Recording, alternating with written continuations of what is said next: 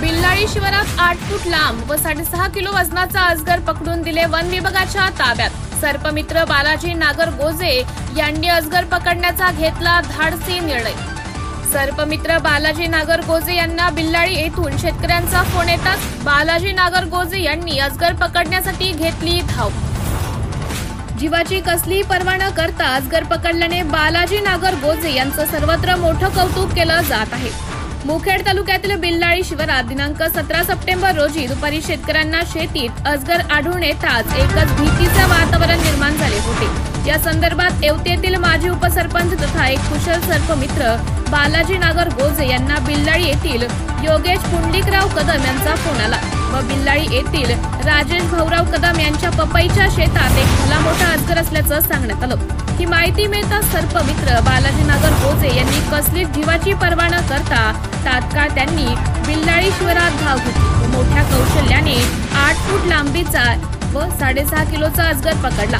यावेळी घटनास्थळी अखिल भारतीय छावा संघटनेचे मुखेड तालुका अध्यक्ष गिरीधर पाटील केरुळकर व काँग्रेसचे युवा कार्यकर्ते तुकाराम पाटील येवतीकर, धोंडीबा दारसेवार सह बिल्लाळी गावातील शेतकरी मोठ्या प्रमाणावर उपस्थित होते.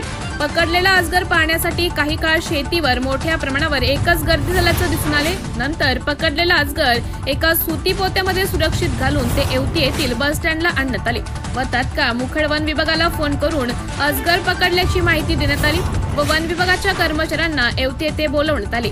1 तासानंतर वन विभागाची गाडी येवती येथे पोहोचताच सर्पमित्र बालाजी नागरगोजे यांच्याकडून सर्व नागरिकांच्या उपस्थितीत अजगरला सुखरूप वनरक्षक MG गोकुलवाड यांच्या ताब्यात देण्यात आले. शासनाकडून कसलेही मानधन नसताना सुद्धा एक सामाजिक कर्तव्याची जाण म्हणून स्वतःचा जीव धोक्यात घालून अनेक दिवसांपासून सर्पमित्र बालाजी नागरगोजे यांनी अनेक साप, धामीन, अजगर, नाग अशा अनेक वन्यजीव प्राण्यांना जीवदान देण्याचं काम केलं असून दुसरीकडे विषारी साप व अजगरापासून शेतकऱ्यांचाही जीव वाचवण्याचा त्यांनी प्रयत्न केला आहे.